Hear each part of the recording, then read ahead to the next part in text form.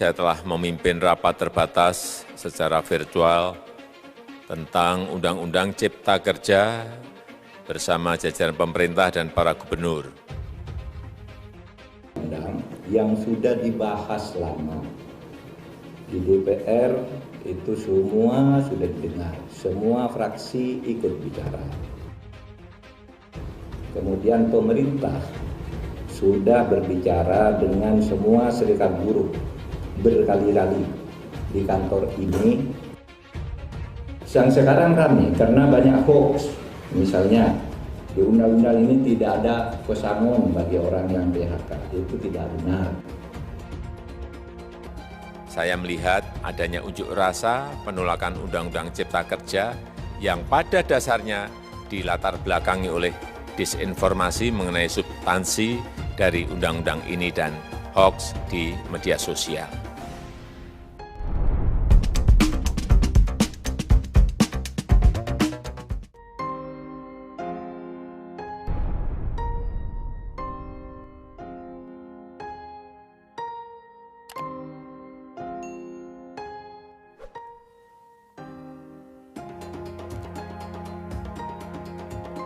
Assalamualaikum warahmatullahi wabarakatuh. Bapak, Ibu, saudara-saudara sebangsa setanah air, pagi tadi saya telah memimpin rapat terbatas secara virtual tentang Undang-Undang Cipta Kerja bersama jajaran pemerintah dan para gubernur. Dalam undang-undang tersebut terdapat 11 klaster yang secara umum bertujuan untuk melakukan reformasi struktural dan mempercepat transformasi ekonomi.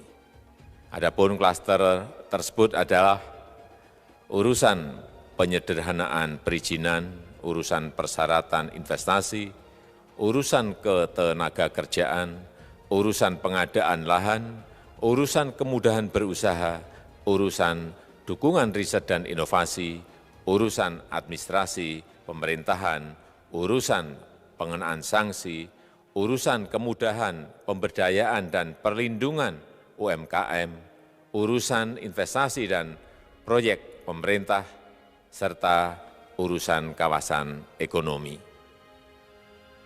Dalam rapat terbatas tersebut, saya tegaskan mengapa kita membutuhkan Undang-Undang Cipta Kerja. Pertama, setiap tahun ada sekitar 2,9 juta penduduk usia kerja baru, anak muda yang masuk ke pasar kerja, sehingga kebutuhan atas lapangan kerja baru sangat-sangat mendesak. Apalagi di tengah pandemi, terdapat kurang lebih 6,9 juta pengangguran dan 3,5 juta pekerja terdampak pandemi COVID-19. Dan sebanyak 87% dari total penduduk bekerja memiliki tingkat pendidikan setingkat SMA ke bawah, di mana 39% berpendidikan sekolah dasar. Sehingga perlu mendorong penciptaan lapangan kerja baru, khususnya di sektor padat karya. Jadi, Undang-Undang Cipta Kerja bertujuan untuk menyediakan lapangan kerja sebanyak-banyaknya bagi para pencari kerja serta para pengangguran. Kedua, dengan Undang-Undang Cipta Kerja akan memudahkan masyarakat, khususnya usaha mikro kecil, untuk membuka usaha baru. Regulasi yang tumpang tindih dan prosedur yang rumit dipangkas. Perizinan usaha untuk usaha mikro kecil UMK tidak diperlukan lagi, hanya pendaftaran saja. Sangat simpel. Pembentukan PT atau perseroan terbatas juga dipermudah. Tidak ada lagi pembatasan modal minimum. Pembentukan koperasi juga dipermudah. Jumlahnya hanya 9 orang saja. Koperasi sudah bisa dibentuk. Kita harapkan akan semakin banyak koperasi-koperasi di tanah air. UMK, usaha mikro kecil yang bergerak di sektor makanan dan minuman, sertifikasi halalnya dibiayai pemerintah, artinya gratis. Izin kapal nelayan penangkap ikan misalnya, hanya ke unit kerja Kementerian KKP saja. Kalau sebelumnya harus mengajukan ke Kementerian KKP, Kementerian Perhubungan, dan instansi-instansi yang lain. Sekarang ini cukup dari unit di Kementerian KKP saja. Ketiga, Undang-Undang Cipta Kerja ini akan mendukung upaya pencegahan dan pemberantasan korupsi. Ini jelas karena dengan menyederhanakan, dengan memotong, dengan mengintegrasikan ke dalam sistem perizinan secara elektronik, maka pungutan liar, pungli dapat dihilangkan. Namun, saya melihat adanya unjuk rasa penolakan Undang-Undang Cipta Kerja yang pada dasarnya dilatar belakangi oleh disinformasi mengenai substansi dari undang-undang ini dan hoax di media sosial. Saya ambil contoh, ada informasi yang menyebut tentang penghapusan UMP, upah minimum provinsi, UMK, upah minimum kota kabupaten, UMSP, upah minimum sektoral provinsi. Hal ini tidak benar, karena faktanya upah minimum regional, UMR, tetap ada. Ada juga yang menyebutkan bahwa upah minimum dihitung per jam. Ini juga tidak benar. Tidak ada perubahan dengan sistem yang sekarang. Upah bisa dihitung berdasarkan waktu dan berdasarkan hasil. Kemudian adanya kabar yang menyebutkan bahwa semua cuti sakit, cuti kawinan, cuti khitanan, cuti baptis, cuti kematian, cuti melahirkan, dihapuskan. Dan tidak ada kompensasinya. Saya tegaskan juga ini tidak benar. Hak cuti tetap ada dan dijamin. Kemudian apakah perusahaan bisa mem-PHK kapanpun secara sepihak? Ini juga tidak benar. Yang benar, perusahaan tidak bisa me-PHK secara sepihak. Kemudian juga pertanyaan mengenai benarkah jaminan sosial dan kesejahteraan lainnya hilang. Yang benar, jaminan sosial tetap ada.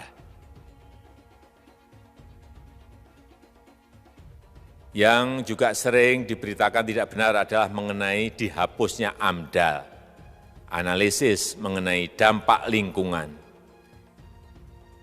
Itu juga tidak benar. AMDAL tetap ada. Bagi industri besar harus studi AMDAL yang ketat. Tetapi bagi UMKM lebih ditekankan pada pendampingan dan pengawasan. Ada juga berita mengenai Undang-Undang Cipta Kerja ini mendorong komersialisasi pendidikan. Ini juga tidak benar. Karena yang diatur hanyalah pendidikan formal di kawasan ekonomi khusus, di KEK. Sedangkan perizinan pendidikan tidak diatur di dalam Undang-Undang Cipta Kerja ini. Apalagi perizinan untuk pendidikan di pondok pesantren. Itu tidak diatur sama sekali dalam Undang-Undang Cipta Kerja ini. Dan aturannya yang selama ini ada tetap berlaku. Kemudian diberitakan bahwa keberadaan bank tanah. Bank tanah ini diperlukan untuk menjamin kepentingan umum, kepentingan sosial, kepentingan pembangunan nasional, pemerataan ekonomi, dan konsolidasi lahan serta reforma agraria. Ini sangat penting untuk menjamin akses masyarakat terhadap kepemilikan tanah, kepemilikan lahan. Dan kita selama ini tidak memiliki bank tanah. Saya tegaskan juga bahwa Undang-Undang Cipta Kerja ini tidak melakukan resentralisasi kewenangan dari pemerintah daerah ke pemerintah pusat. Tidak ada. Perizinan berusaha dan pengawasannya tetap dilakukan oleh pemerintah daerah sesuai dengan NSPK, norma, standar, prosedur, dan kriteria yang ditetapkan pemerintah pusat. Ini agar dapat tercipta standar pelayanan yang baik di seluruh daerah, dan penetapan NSPK ini dapat nanti akan diatur di dalam PP atau peraturan pemerintah. Selain itu, kewenangan perizinan untuk non-perizinan berusaha tetap ada di Pemda, sehingga tidak ada perubahan. Bahkan kita melakukan penyederhanaan, melakukan standarisasi jenis dan prosedur berusaha di daerah. Dan perizinan berusaha di daerah diberikan batas waktu. Ini yang penting di sini. Jadi ada service level of agreement.